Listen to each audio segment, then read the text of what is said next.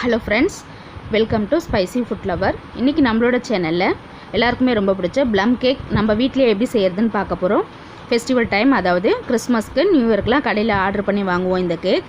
இந்த தடவை கண்டிப்பாக இந்த வீடியோ பார்த்துட்டு நீங்களே வீட்டில் ட்ரை பண்ணுங்கள் இந்த ப்ளம் கேக் ரெசிபியை.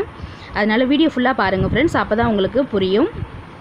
ரொம்பவே சூப்பராக வந்திருக்கு பாருங்கள். கேக் பார்க்கும்போதே உங்களுக்கு தெரியும் நட்ஸ் எல்லாம் எந்த அளவு உள்ள சூப்பராக இருக்குது. கட் பண்ணுறதுக்கு எவ்வளோ சாஃப்டாக இருக்குது பாருங்கள்.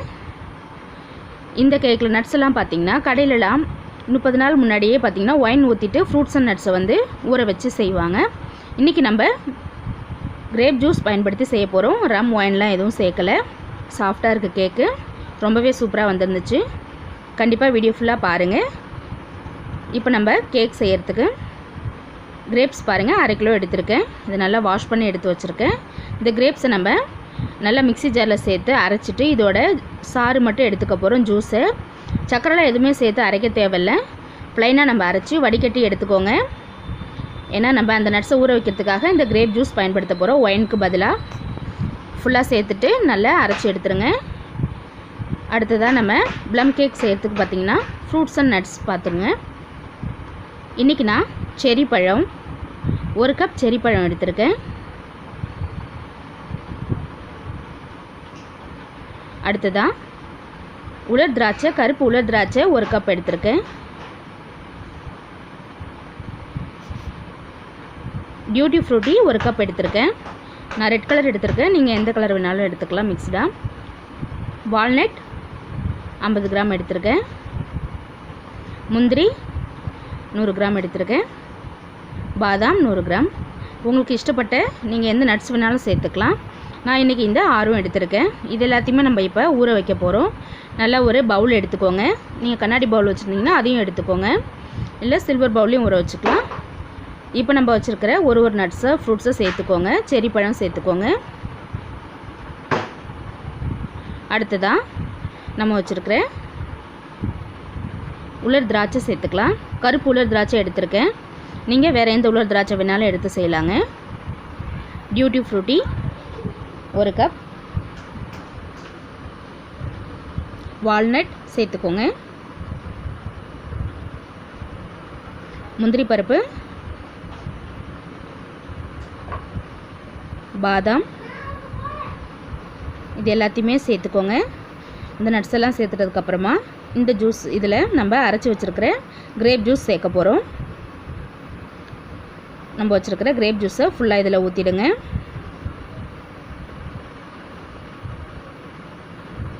ஃபுல்லாக நட்ஸ் முழுகிற அளவு ஊற்றிக்கலாம். எல்லாத்தையுமே சேர்த்துட்டு ஒரு கரண்டி வச்சுட்டு மெதுவாக கலந்து விட்டுருங்க. எல்லா நட்ஸும் ஜூஸில் முழுகிற மாதிரி தட்டி விட்டுருங்க. இந்த ஜூஸ் பார்த்திங்கன்னா இந்த ஜூஸில் நட்ஸ் எல்லாம் 3 நாள் ஊற வைக்கிறேங்க நான்.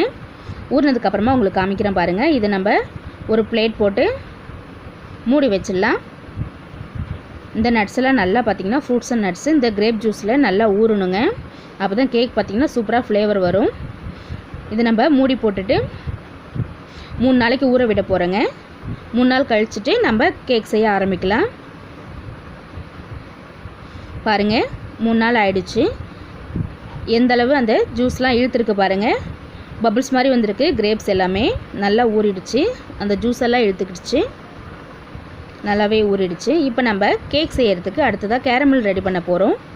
கேரமல் பார்த்திங்கன்னா அந்த கேக்கோட கலர் அப்போ தான் நல்லா வரும். இதில் 1/2 கிளாஸ் அளவு சர்க்கரை சேர்த்துக்கிறேங்க. கேரமலுக்கு தண்ணி எதுவும் சேர்க்கல. நான் பேனை ஹீட் பண்ணிவிட்டு டைரெக்டாக அதில் சர்க்கரையை சேர்த்துட்டேன். நம்ம லைட்டாக ஹீட் பண்ணிவிட்டு சேர்க்கும் போது உடனே சர்க்கரை வந்துட்டு உருக ஆரம்பிச்சிரும். பாருங்கள், சேர்த்த உடனே நல்லா சர்க்கரைலாம் உருக ஆரம்பிக்குது. நல்லா ஒரு 2 நிமிஷம் ஹையில் வச்சு கிளறிட்டே இருங்க. கொஞ்சம் கொஞ்சமாக சர்க்கரை நல்லா இறுகிட்டு நம்மளுக்கு கேரமல் சூப்பராக வரும். இந்த ப்ளம் கேக்கு பார்த்திங்கன்னா கேரமல் நல்லா உருகினதுக்கப்புறமா நம்ம இதில் சுடு தண்ணி சேர்த்துக்கணும். ஒரு பக்கம் கேரமல் செய்யும் போதே அடுப்பில் நல்லா 1 டம்ளர் அளவு நம்ம சர்க்கரை எடுத்த அதே அளவு கூட போதும். தண்ணியை கொதிக்க வச்சுருங்க. 1/2 டம்ளர் அளவு கூட சிம்மில் வச்சு கொதிக்கிட்டே இருக்கட்டும். தண்ணி கொதிச்சிட்டே இருக்கணும். கேரமல் ரெடியான உடனே நம்ம இதில் சுடு தண்ணி சேர்த்துக்கணும். பச்சை தண்ணி சேர்க்கும் போது பார்த்திங்கன்னா அது அந்தளவுக்கு இலகி வராது. அதனால தான் சுடு தண்ணி சேர்த்துக்கணும்னு சொல்கிறது. பாருங்கள், நல்ல கேரமல் ரெடி ஆகிட்டுருக்கு. நல்லா கலர் வர ஆரம்பிச்சிருச்சு. நிறைய பேருக்கு பார்த்திங்கன்னா கேரமல் சரியாக வரல அப்படின்னு சொல்லுவீங்க. நல்லா ஹையில் வச்சு கலந்துகிட்டே இருங்க. கேரமல் நல்லா கலர் கொடுத்து கொதிச்சு நுரைச்சி மாதிரி வரும். நல்லா சூடேறிடுச்சு பாருங்கள். கேரமலுக்கு நான் தண்ணி எதுவுமே சேர்க்கல, வெறும் சர்க்கரை மட்டும்தான் சேர்த்துருக்கேன். இன்னும் ஒரு நிமிஷத்தில் பார்த்திங்கன்னா நல்லா கொதி வர ஆரம்பிச்சிடும் நம்மளுடைய கேரமல். அந்த ஸ்டேஜில் தான் நம்ம சுடு தண்ணி சேர்க்கணும். பாருங்கள் நல்லா கொதி வர ஆரம்பிச்சிருச்சு, நுரைச்சி பொங்குது. நல்லா கலந்து விட்டுட்டே இருங்க, கைவிடாமல் கலந்து விடுங்க. இந்த கலர் தான் பார்த்திங்கன்னா கேக்குக்கு நம்மளுக்கு சூப்பராக ஒரு கலரை கொடுக்கும். ப்ளம் கேக்குக்கு நல்லா கொதிச்சதுக்கப்புறமா நம்ம இதில் கொஞ்சம் கொஞ்சமாக ஹாட் வாட்டர் சேர்த்துக்கலாம். நல்லா கொதிச்சிருச்சு தண்ணி பாருங்கள். கொஞ்சம் கொஞ்சமாக சேர்த்து நல்லா மிக்ஸ் பண்ணி விடுங்க. நல்லா கலந்துட்டு இந்த கேரமல் என்ன பண்ண போகிறோன்னா நம்ம நல்லா ஒரு சின்ன கிண்ணத்தில் ஊற்றிட்டு ஆற விட்டுடுவோம். நம்ம கேக் ரெடி பண்ணிவிட்டு கடைசியாக தான் இந்த கேரமல் வந்து நம்ம கேக்கில் சேர்ப்போம். நல்லா சுடு தண்ணி ஊற்றி மிக்ஸ் பண்ணிவிட்டு பார்த்திங்கன்னா இது கெட்டியாகவே ஆகாது, லிக்விடாகவே இருக்கும். இது நம்ம நல்லா ஆற விட்டுட்டு நல்லா சில்லுன்னு ஆறிடும். நம்ம கேக் ரெடி பண்ணுறதுக்காட்டியும் அந்த பேட்டரில் நம்ம இந்த கேரமலில் ஊற்றிக்குவோம். பாருங்கள் நல்லா தண்ணி கலந்துட்டு மிக்ஸ் பண்ணிட்டேன். தண்ணி சேர்த்தவுடனே கெட்டியாகலை பாருங்கள். அதனால் கண்டிப்பாக சுடு தண்ணி தான் நீங்களும் ஊற்றணும்.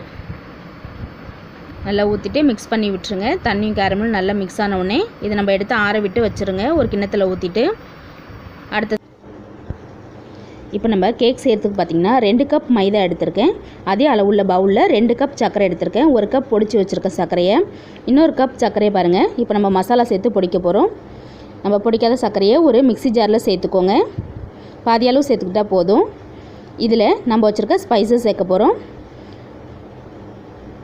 பட்டை, கிராம்பு, சுக்கு ஒரு துண்டு, 3 ஏலக்காய். இது 4ஐயும் இந்த சர்க்கரையோடு சேர்த்துட்டு நல்லா ஃபைன் பவுடரை அரைக்க போகிறோம். பாருங்கள் நல்லா நைஸாக அரைச்சி எடுத்தாச்சு.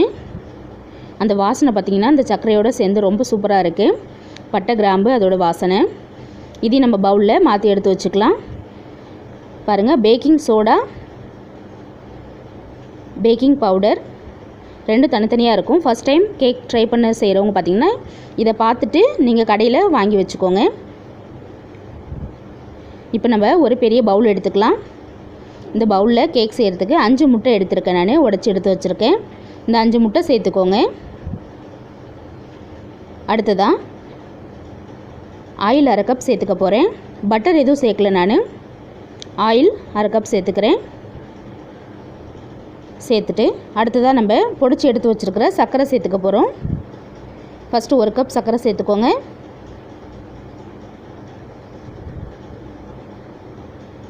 அடுத்ததாக நம்ம பட்டை, கிராம்பு எல்லாம் சேர்த்து அரைச்சி வச்சுருக்கோம். இந்த சர்க்கரையும் இதோடையே சேர்த்துக்கலாம். இப்போ பார்த்திங்கன்னா கேக் நல்லா அந்த வாசனையாக இருக்கும். நம்ம சேர்த்து அரைச்சிருக்கிறதே தெரியாது. நல்லா ஒயிட்டாக இருக்குது பாருங்கள். இதை நல்லா மிக்ஸ் பண்ணி விடுங்க. எந்தளவு முடியுதோ நல்லா மிக்ஸ் பண்ணி விட்டுருங்க. பாருங்கள் நல்லா மிக்ஸ் பண்ணியாச்சு. நம்ம பீட்டர் எதுவும் யூஸ் பண்ணலை. முட்டை எல்லாமே சேர்த்து நல்லா மிக்ஸ் ஆகிடுச்சு பாருங்கள். இதில் நம்ம வச்சுருக்கிற மைதா மாவு சேர்த்துக்கலாம். கொஞ்சம் கொஞ்சமாக நம்ம வச்சுருக்கிற மைதா மாவு ஃபுல்லாக சேர்த்துக்கோங்க. ஃபஸ்ட்டு 1 கப் மைதா மாவு சேர்த்துக்கலாம். சேர்த்துட்டு லைட்டாக கலந்துக்கோங்க. அடுத்ததாக நம்ம வச்சுருக்கிற இன்னொரு கப் மைதா மாவு சேர்த்துக்கலாம்.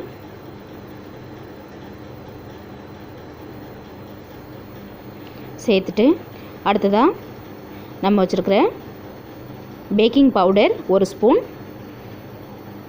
1 ஸ்பூன் பேக்கிங் பவுடர் அப்படின்னா 1/4 டீஸ்பூன் அளவு பேக்கிங் சோடா சேர்த்துக்கணும். 1/4 டீஸ்பூன் அளவு பேக்கிங் சோடா, உப்பு 1/4 டீஸ்பூன் அளவு சேர்த்துருக்கேன்.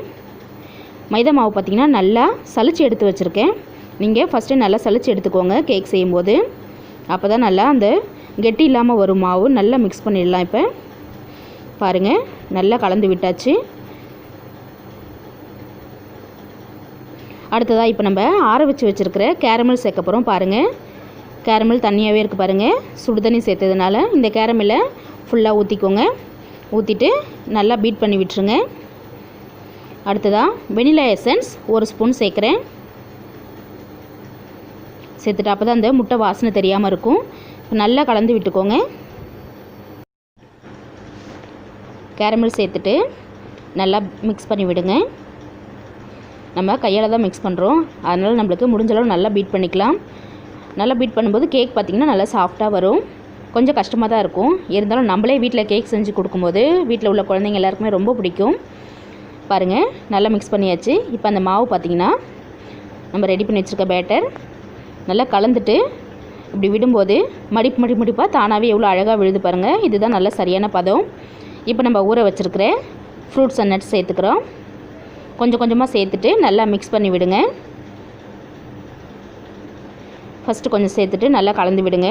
அடுத்ததாக கொஞ்சம் சேர்த்துக்கலாம். இது போல் கொஞ்சம் கொஞ்சமாக சேர்த்துட்டு நம்ம வச்சுருக்கிற ஃப்ரூட்ஸ் அண்ட் நட்ஸை ஃபுல்லாக சேர்த்துட்டு மிக்ஸ் பண்ணி விட்டுடலாம். அவ்வளோதான், நம்மளுடைய பேட்டர் ரெடியாக போகுது. ஃபுல்லாக முடிஞ்சிருச்சு பாருங்கள். நல்லா மிக்ஸ் பண்ணியாச்சு. இப்போ நம்ம பேக்கிங் ட்ரேவில் இதை மாற்ற வேண்டியது தான். பேக்கிங் ட்ரே பார்த்திங்கன்னா ஹார்ட்டின் ஷேப்பில் எடுத்திருக்கேன் நான். இதில் நம்ம நெய் தடவிக்கலாம். ஃபுல்லாக பேக்கிங் ட்ரேவில் நெய் தடவிக்கோங்க. எல்லா சைடும் ஃபுல்லாகவே நல்லா நெய் தடவிக்கலாம். நல்லா நெய் தடவி விட்டுக்கோங்க. பேக்கிங் ட்ரே இல்லாதவங்க பார்த்திங்கன்னா நல்லா அடிகனமான பாத்திரமாக எடுத்துக்கலாம், அதில் நெய் தடவிக்கோங்க. ஃபுல்லாக நெய் அப்ளை பண்ணிவிட்டு கொஞ்சமாக மைதா மாவு சேர்த்துட்டு தட்டி விட்டுடலாம். பட்டர் ஷீட் இருக்கிறவங்க பட்டர் ஷீட் சேர்த்துக்கலாம். ஃபுல்லாக ரெடி பண்ணிக்கோங்க. இப்போ நம்ம ரெடி பண்ணி வச்சுருக்கிற கேக் பேட்டரை இதில் நம்ம சேர்க்க போகிறோம். ஃபுல்லாக சேர்த்துக்கோங்க, பாதி அளவு சேர்த்துக்கலாம். மீதி மாவு பார்த்திங்கன்னா நான் இன்னொரு பாத்திரத்தில் தான் சேர்க்க போகிறேன், ரவுண்டாக வர பாத்திரத்தில் எடுத்துக்கிறேன். ஃபுல்லாக சேர்த்துட்டு ஒரு தடவை தட்டி விட்டுடலாம். அப்போ தான் ஏர் பபிள்ஸ் இருந்தால் சரியாயிடும். ஒரு தடவை இப்படி தட்டி விட்டுக்கோங்க. முன்னாடியே பார்த்திங்கன்னா நான் குக்கரில் ப்ரீஹீட் பண்ணி வச்சுருக்கிறேன். உப்பு சேர்த்துட்டு 15 நிமிஷம் வச்சுருக்கேன். நல்லா சூடாகிடுச்சு. இப்போ நம்ம ரெடி பண்ணி வச்சுருக்கிற கேக் பேட்டரை உள்ளே வச்சிடலாம். வச்சுட்டு குக்கர் மூடி போட்டுருங்க. வெயிட் போட வேண்டாம். இது நம்ம நல்லா 45 மினிட்ஸ் வேக வைக்க போகிறோம். இன்னொரு இதை பார்த்திங்கன்னா நான் ரவுண்டு பாத்திரத்தில் தான் வச்சுருக்கேன். இது நம்ம இட்லி பானையில் வச்சு வேக வைக்க போகிறேன். மூடி போட்டு வச்சுருங்க. 45 மினிட்ஸ் கழித்து காமிக்கிறேன். பாருங்கள், நம்மளோட கேக் எவ்வளோ சூப்பராக வெந்திருக்கு. இப்போ நம்ம வெந்திருக்கான்னு செக் பண்ணுறதுக்கு ஒரு கத்தி வச்சு பார்க்க போகிறோம். கத்தி வச்சுட்டு குத்தி பார்த்திங்க அப்படின்னா மாவு கத்தியில் ஒட்டாமல் வரணும். பாருங்கள், மாவு ஒட்டவே இல்லை. இன்னொரு தடவை காமிக்கிற பாருங்கள். இப்படி சொருவி எடுக்கும்போது அதில் கொஞ்சம் கூட மாவு ஒட்டலை பாருங்கள். நல்லா வெந்துருச்சு கேக்கு. இந்த கேக்கை நம்ம வெளியில் எடுத்துகிட்டு ஆற விட போகிறோம். நல்லா ஒரு அரை மணி நேரம் ஆற விட்டுட்டு சூடு ஆறணும். அதுக்கப்புறமா நம்ம பிளேட்டுக்கு மாற்றலாம். கேக் நல்லா ஆறிடுச்சு. இப்போ நம்ம பிளேட்டுக்கு மாற்றிடலாம். மெதுவாக பிளேட்டுக்கு மாற்றுங்க. லைட்டாக தட்டி விட்டிங்கன்னா அடியில் கேக் முழுசாக அழகாக வந்துடும். பாருங்கள், நம்மளுடைய டேஸ்டி அண்ட் எம்மியான ப்ளம் கேக் சூப்பராக ரெடி ஆகிடுச்சு. பார்க்கவே எவ்வளோ கலர்ஃபுல்லாக இருக்குது பாருங்கள். இதே மாதிரியே நீங்களும் வீட்டில் ப்ளம் கேக் ரெசிபி ட்ரை பண்ணிவிட்டு எனக்கு கமெண்ட் பண்ணுங்கள். இந்த கிறிஸ்மஸை நீங்கள் வீட்டிலே கேக் செஞ்சு கொண்டாடுங்க. இந்த வீடியோ உங்களுக்கு பிடிச்சிருக்குன்னு நினைக்கிறேன். மறக்காமல் நம்மளுடைய ஸ்பைசி ஃபுட் லவர் சேனலை சப்ஸ்கிரைப் பண்ணிவிட்டு பாருங்கள். அப்போ தான் நான் அடுத்ததாக போடக்கூடிய வீடியோஸ் எல்லாமே உங்களுக்கு நோட்டிஃபிகேஷனில் வரும். வேறொரு ரெசிபியோடு மீண்டும் உங்களை சந்திக்கிறேன்.